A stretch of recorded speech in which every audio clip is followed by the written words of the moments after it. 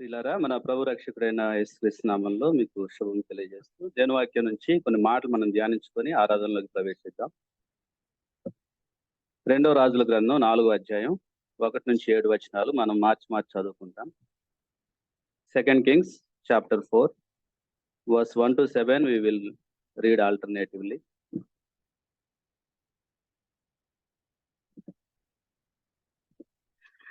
రెండో రాజు గ్రంథము 4వ అధ్యాయం 1-7 వచనాలు మార్చి చదువుకుంటాం. అంతటా ప్రవక్తల శిష్యులలో ఒకని భార్య నీ దాసుడైన నా పెనిమిటి చనిపోయిను, అతడు యెహోవా యందు భక్తి గలవాడై ఉండెనని నీకు తెలిసే ఉన్నది. ఇప్పుడు అప్పులవాడు నా 2 కుమారులు తనకు దాసులుగా ఉండుటకై వారిని పట్టుకొని పోవుటకు వచ్చి ఉన్నాడని ఎలీషాకు మొరపెట్టగా,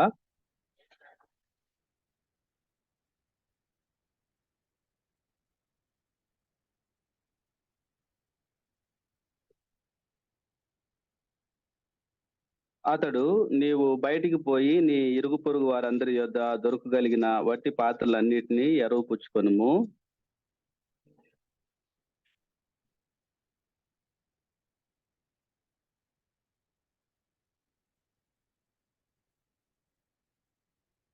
ఆమె అతని యొద్ద నుండి పోయి తానును కుమారులను లోపల నుండి తలుపు మూసి కుమారులు తెచ్చిన పాత్రల్లో నూనె పోసెను.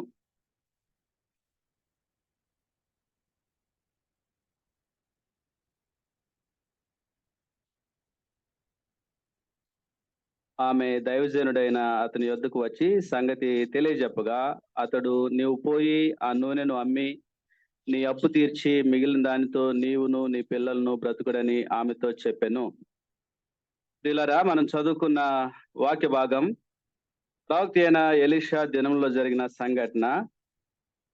ఆ దినంలో ప్రవక్తకు శిష్యునిగా జీవించిన ఒక వ్యక్తి ఉన్నాడు. ఆ యొక్క వ్యక్తి యొక్క కుటుంబం గురించి మనం చూస్తున్నాం. ప్రవక్త అయిన ఎలీషా దినాలలో ప్రవక్త అయిన ఎలీషాకు శిష్యునిగా జీవించిన ఆ వ్యక్తి తన యొక్క భార్య 2 కుమారులతో జీవిస్తూ ఉన్నాడు. ఇప్పుడు ఆ వ్యక్తి యజమాని ప్రవక్తకు శిష్యునిగా ఆ వ్యక్తి ప్రవక్త యొక్క శిష్యునిగా జీవించాడు కాబట్టి అతని కుటుంబంలో దైవ ప్రవర్తన ఉంది అని మనం గ్రహించుకుంటున్నాం. కాబట్టి ఆ కుటుంబంలో ఆత్మీయుల సహవాసం ఉంది. ఎందుకంటే ప్రవక్తకు శిష్యునిగా ఉన్నాడు కాబట్టి.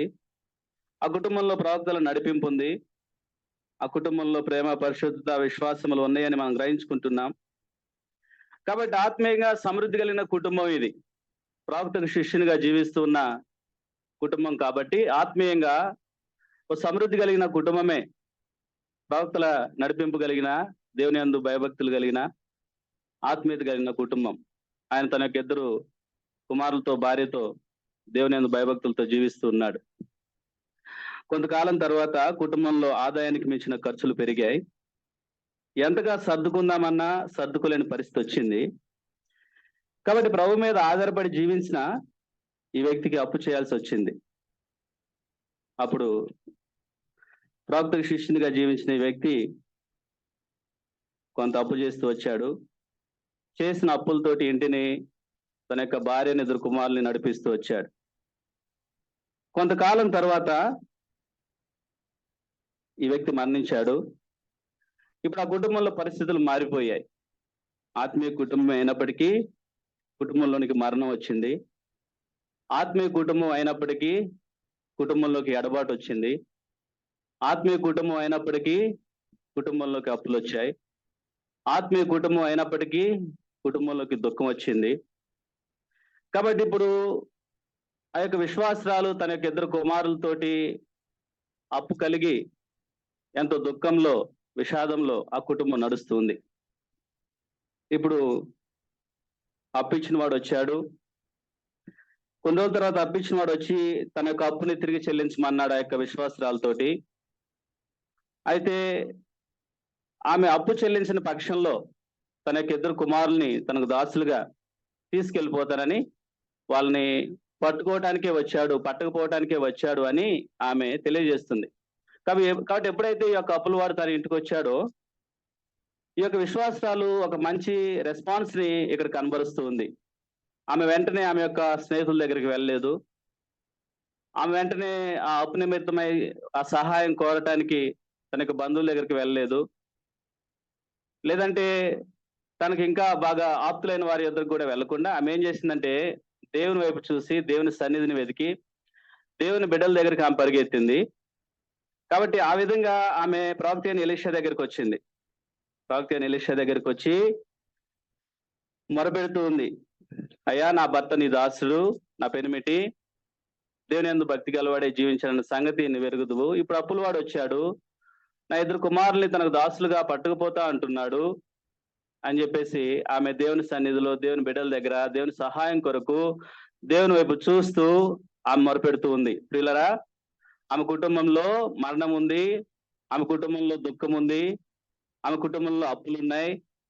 అయినప్పటికీ ఆమె దేవుని యందు విశ్వాసంలో, దేవుని వైపు చూడటంలో, ఆమె దేవుని మీద ఆధారపడటంలో మనకు మాదిరిగా కనిపిస్తుంది. కాబట్టి ఇప్పుడు ప్రవక్త అయిన ఎలీషా దగ్గరికి వచ్చి ఆ విధంగా మొరపెట్టగానే మనం చదువుకున్నాం. ఎలీషా అడిగాడు, నీ ఇంట్లో ఏముందమ్మా అని అడిగాడు. అయ్యా నా ఇంట్లో నూనె కుండ తప్ప మరేమీ లేవని చెప్పింది. సరే నువ్వు నీ ఇరుగు పొరుగు వారి వద్దకు వెళ్ళి అరువు తెచ్చుకో కొన్ని పాత్రలు, ఆ పాత్రలన్నింటిలో ఆ యొక్క నూనెతో నింపు అని తెలియజేశాడు. ఆమె తన కుమారులు వెళ్ళి ఆ పాత్రలు తీసుకొచ్చారు. లోపల నుంచి తలుపు వేసి ఆ నూనె కుండలో ఉన్న నూనెను ఆ పాత్రలో ఆమె పోయసాగింది. ఇక వాళ్ళు తీసుకొచ్చిన పాత్రలన్నీ నూనెతో నింపిన తర్వాత మరలా ఎలీషా ప్రవక్త దగ్గరకు ఆ విశ్వాసురాలు వచ్చి, అయ్యా నువ్వు చెప్పినట్లే చేశాను అని చెప్పింది. అప్పుడు ప్రవక్త చెప్పాడు, ఆ నూనె అమ్మి నీ అప్పు తీర్చు, మిగిలిన దాంతో నువ్వు నీ కుమారులు బ్రతకండి, జీవించండి అని చెప్పాడు. పిల్లరా, ఎప్పుడైతే ఆమె మనుషుల వైపు చూడకుండా ఆమె యొక్క సొంత జ్ఞానాన్ని ఉపయోగించకుండా ఎప్పుడైతే ప్రభు యొక్క సన్నిధిని వెతికి ప్రభు మీద ఆధారపడుతూ వచ్చిందో, ప్రభు చూస్తూ వచ్చిందో, రెండు ప్రాముఖ్యమైన విషయాలు ఆమె జీవితంలో జరిగినట్లుగా మనం చూస్తున్నాం. రెండు ప్రాముఖ్యమైన విషయాలు ఏంటంటే, ప్రభు ఆమె యొక్క భయం నుంచి, అప్పు నుంచి, బాధ నుంచి విడిపించాడు. ప్రభు ఆమెను విడిపించాడు, ఆ కుటుంబాన్ని విడిపించాడు. ఇది మొదటిది. ప్రభు జరిగించిన రెండో అద్భుతం ఏంటంటే, ఆమె ఊహించని భవిష్యత్తుకు కావాల్సిన భరోసాని కూడా ప్రభు ఇచ్చాడు. అప్పటి వరకు ఉన్న అప్పును తీర్చడం ఎలాగాని ఆమె బాధపడుతూ వచ్చింది, కానీ భవిష్యత్తు కొరకైన సహాయం ఎలాగని ఆమె ఆలోచన కూడా చేయలేదు. కానీ ప్రభు ఆలోచన చేశాడు.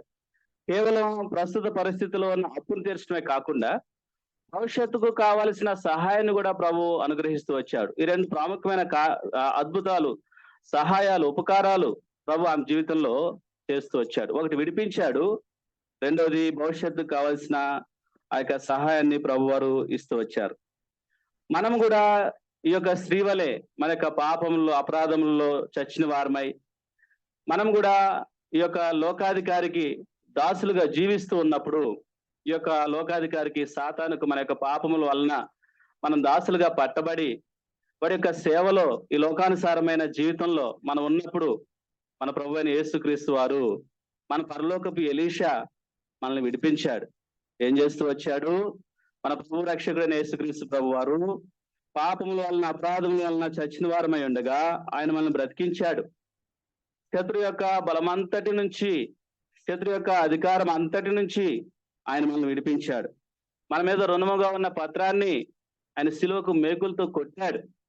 ఆ కలువరి శిలువ మీద ఆయన నిందలు, శ్రమలు, అవమానములు మన కొరకు భరించి, ఆ నిర్దోషమైన, నిష్కలంకమైన రక్తమును మన కొరకు కార్చి మనల్ని ఈ యొక్క లోకానుసారమైన అధికారం నుంచి, సాతాను యొక్క అప్పు నుంచి, పాప సంబంధమైన అధికారం నుంచి ప్రభు మనకి విమోచన ఇచ్చాడు, విడిపించాడు. కేవలం విడిపించడం మాత్రమే కాకుండా ప్రభు వారు మనకి ఆయన్ను వెంబడించడానికి కావలసిన శక్తినిచ్చారు, జీవమునిచ్చారు, వెలుగునిచ్చారు. పాప మరణముల నియమం నుంచి ఆయన మనల్ని విడిపించాడు. మన మీద పాపానికి ప్రభుత్వం లేకుండా చేశాడు. నువ్వు నేను ఆరాధిస్తున్న దేవుడు ఎటువంటి దేవుడు అని అంటే, మనల్ని విడిపించే దేవుడు, నన్ను విడిపించే దేవుడు. నువ్వు ఆరాధిస్తున్న దేవుడు కేవలం నిన్ను విడిపించడం మాత్రమే కాకుండా, నేను భవిష్యత్తులో నువ్వు బలం కలిగి, ధైర్యం కలిగి, శక్తి కలిగి జీవించడానికి ఆయన నీకు బలంనిస్తాడు, ఆయన నీకు శక్తినిస్తాడు అని మనం చూస్తూ ఉన్నాం. ఇప్పుడు ఈ యొక్క కుటుంబాన్ని ప్రభు ఏ విధంగా అయితే విడిపిస్తూ వచ్చాడో, అదే విధంగా నన్ను ప్రభు విడిపించేవాడిగా ఉన్నాడు. నీ కుటుంబంలో ఉన్న కన్నీళ్ళ నుంచి ఆయన నిన్ను విడిపిస్తాడు. నీ కుటుంబంలో ఉన్న అప్పు నుంచి ఆయన నిన్ను విడిపిస్తాడు. నువ్వు ఎప్పుడైతే యేసుక్రీస్తు ప్రభు దగ్గరికి వస్తావో, వచ్చే వ్యక్తిగా ఉంటావో, అప్పుడు నీ కుటుంబంలో ఉన్న అవమానం నుంచి విడిపిస్తాడు. నీ కుటుంబంలో ఉన్న వేదన నుంచి, శోధన నుంచి, బలహీనతల నుంచి ప్రభు నిన్ను విడిపిస్తాడు. నీకున్న రహస్య పాపాల యొక్క దాసత్వం నుంచి ప్రభు నిన్ను విడిపిస్తాడు. ఏ విషయాల్లో నువ్వు బలహీనరాలు అని, బలహీనుడు అని అనుకుంటున్నావో, ఆ విషయాల నుంచి, ఆ బలహీనతల నుంచి ప్రభు నిన్ను విడిపిస్తాడు. ఒకవేళ అనారోగ్యం గుండా నువ్వు వెళ్తూ ఉంటే, నువ్వు ఎప్పుడైతే పరలోకపు ఎలీషా అయిన ప్రభు అయిన యేసుక్రీస్తు దగ్గరకు వస్తావో, ఆ అనారోగ్యం నుంచి కూడా, ఆ యొక్క ఇల్నెస్ నుంచి కూడా ప్రభు విడిపించే దేవుడుగా ఉన్నాడు. మన యొక్క పాపపు కట్ల నుంచి ప్రభు మనల్ని విడిపిస్తాడు. ఈ యొక్క లోకపు ఆకర్షణ నుంచి, స్నేహాల నుంచి, బంధకాల నుంచి ఆయన మనల్ని విడిపిస్తాడు. ఈ లోకంలో ప్రభువుని వెంబడించడానికి అడ్డుపడేది ఏదైనా, అది ఏ పరిస్థితి అయినా, ఏ వ్యక్తి అయినా, అది ఎటువంటిదైనా సరే, వాటి నుంచి ప్రభు మనల్ని విడిపించడం మాత్రమే కాకుండా భవిష్యత్తుకి కావాల్సిన శక్తిని, బలాన్ని, ధైర్యాన్ని కూడా ప్రభు మనకు అనుగ్రహిస్తారు. ప్రభు వారు కొన్ని మాటలు మనల్ని ధైర్యపరచడానికి తెలియజేశారు. ప్రభు అంటారు, నా యొద్దకు వచ్చువానిని నేను ఎంత మాత్రమును తోసివేయను. నా యొద్దకు వచ్చువారిని నేను ఎంత మాత్రము తోసివేయను. ఎలీషా దగ్గరికి ఆ యొక్క స్త్రీ ఆ యొక్క అప్పులవాడి బాధ నుంచి విముక్తి కొరకై వచ్చినప్పుడు ఎలీషా ఏమాత్రం కూడా ఆమెను త్రోసివేయలేదు. అప్పుల విషయంలో ఎలీషా ఏమాత్రం కూడా కోపించలేదు. వెనువెంటనే ప్రవక్త అయిన ఎలీషా సహాయం చేస్తూ వచ్చాడు. అదే రీతిగా మన ప్రభు అయిన యేసుక్రీస్తు వారు కూడా ఆయన యొద్దకు వచ్చినప్పుడు ఎంత మాత్రము తోసివేయడు. మన యొక్క తప్పులలో, అపరాధములలో, బలహీనతలలో, పాపములలో, మన యొక్క తిరుగుబాటులో, మూర్ఖత్వం చేత, కఠినత్వం చేత మనం జరిగించే తప్పుడు విషయాల్లో మనం కట్టబడి, మనం వాటి యొక్క బంధకాలలో, కట్టలో మనం ఉండి నలిగిపోతూ ప్రభు యేసుక్రీస్తు వారి యొద్దకు వచ్చినప్పుడు అని మాత్రం కూడా త్రోసివేయడు. నీ పాపాలను బట్టి నువ్వు ఇలా అనుభవిస్తున్నావు అని అనడు. ప్రభు ఏమంటున్నాడు, నేను ఎంత మాత్రము త్రోసివేయను. నువ్వు ప్రయాసపడి భారం మోసుకొని ఉంటే నా వద్దకు రా, నీకు విశ్రాంతిని ఇస్తా అంటాడు ప్రభు. ప్రభు మరొక మాట ఏమంటారు, నశించిన దాన్ని వెదక రక్షించటకు నేను వచ్చానంటాడు ప్రభు. నశించిన దాన్ని వెదక రక్షించడానికి వచ్చాడు. నశించిన దాన్ని, మనం మన యొక్క పాపంలో, అపరాధంలో నశించిపోతూ ఉండగా మనల్ని వెదకి రక్షించడానికే ప్రభు వారు వచ్చారు. ప్రభు వారు అంటారు, నేను పాపులను పిలువ వచ్చేతిని కానీ నీతిమంతులను పిలువరాలేదు. కాబట్టి పాప స్వభావం కలిగి పాపముల చేత పట్టబడుతూ, పాపముల చేత వెనక్కి గుంజబడుతూ, లాగబడుతూ, జారిపోతూ ఉన్న మన కొరకే ప్రభు వచ్చానంటాడు. ప్రభు అంటాడు, పాపులను పిలువ వచ్చేది కానీ నీతిమంతులను పిలువరాలి. కాబట్టి ధైర్యంగా మనం ప్రభు దగ్గరికి వచ్చే వారంగా ఉండగలము. ధైర్యంగా మనం ప్రభు దగ్గరికి రాగలము. ధైర్యంగా ప్రభు దగ్గరికి వచ్చి మనం విడిపించబడే వారిగాను, భవిష్యత్తుకు కావాల్సిన శక్తిని పొందుకునే వారిగాను ఉండాలని ప్రభు కోరుతున్నాడు. ప్రభు అంటాడు, నేను కనికరమనే కోరుచున్నాను గాని బలిని కోరట్లేదు అంటాడు. కాబట్టి కనికరం కలిగిన ప్రభు, విడిపించే ప్రభు, బలమునిచ్చే ప్రభు, ధైర్యంనిచ్చే ప్రభు, శక్తినిచ్చే ప్రభు, ఆ యొక్క స్త్రీ తన యొక్క అప్పుల బాధలో ప్రవక్త ఎలీషా దగ్గరకు వచ్చినప్పుడు ఏ విధంగా విడిపించబడుతూ భవిష్యత్తు కావాల్సిన ఆ యొక్క భరోసాని పొందుకోగలుగుతూ వచ్చిందో, ఆ విధంగానే నువ్వు, నేను ఈ రోజున ప్రభు యేసుక్రీస్తు దగ్గరకు వచ్చి మన యొక్క పరిస్థితులు అన్నిటి నుంచి విడిపించబడగలము. ప్రభు విడిపిస్తాడు. ప్రతి ఒక్క బంధకం నుంచి, ప్రతి ఒక్క కట్ల నుంచి, ప్రతి బలహీనత నుంచి, ప్రతి ఒక్క శోధన నుంచి, భయం నుంచి ప్రభు మనల్ని విడిపిస్తాడు. కేవలం విడిపించడం మాత్రమే కాకుండా భవిష్యత్తుకి మనకు కావాల్సిన ధైర్యాన్ని, శక్తిని, బలాన్ని ప్రభు మనకు అనుగ్రహిస్తారు. కాబట్టి ఈ మాటలను బట్టి ఈ విడిపించే దేవుణ్ణి, delivering God is God of deliverance అనే యొక్క యాట్రిబ్యూట్ ని బట్టి మనం ప్రభుని ఆరాధించుకుందాం. మనం ఆరాధనలోకి ప్రవేశించే ముందు మనం పాడుకున్న తెలుగు సాంగ్ లోంచి కేవలం పల్లవి మాత్రమే మనం పాడుకొని ఆరాధనలోకి ప్రవేశిద్దాం. We will sing only from Telugu song.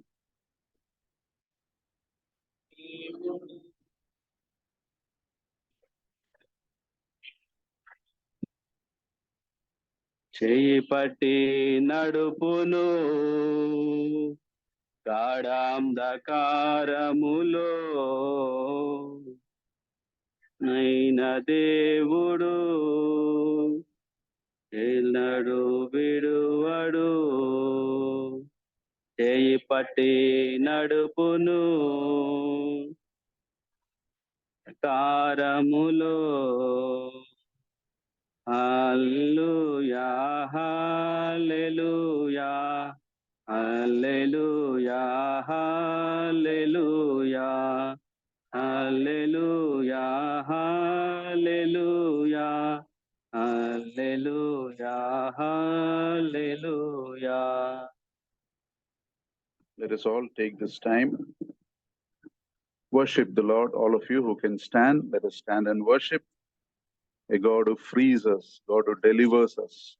Whatever we are going through today, He can deliver us, provided we come to Him. Come to Him first. Don't make prayer your last resort. Make it the first resource. Whatever our desperateness, whatever our hopelessness, He is there for us, and He is Almighty. He can deliver. She only expected him to, the widow only expected Elisha to take care of her debtors. That's all. That is what the bigger problem was. My debtors are coming to take away my boys.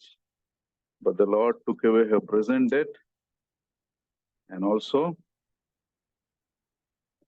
took care of your future needs also, present and future. That is the God we serve. This has happened in our life also, right? We asked for something, but God has given more than we asked. Look at how you were 10 years back. How has God taken care of you 20 years back? Let's take this time. Softly, audibly worship the Lord. Then time will be given to those who want to individually worship. Please show your hand that time so that we came to you. In a way, we did not come to you, Lord. You sought us and touched our lives and saved our souls. Thank you for being our amazing deliverer. And you deliver us not only from sin, but you deliver us into an unbelievable eternal life. And to those who walk close to you, seek your kingdom, your promises, everything will be added to them. We praise you, we worship you for such a great love, such a great salvation, for giving so much to so lesser people like us, Lord. We praise you, we worship you. Accept our worship, for we offer this in the sweet and exalted name of our Lord and our Savior, Jesus Christ. Amen.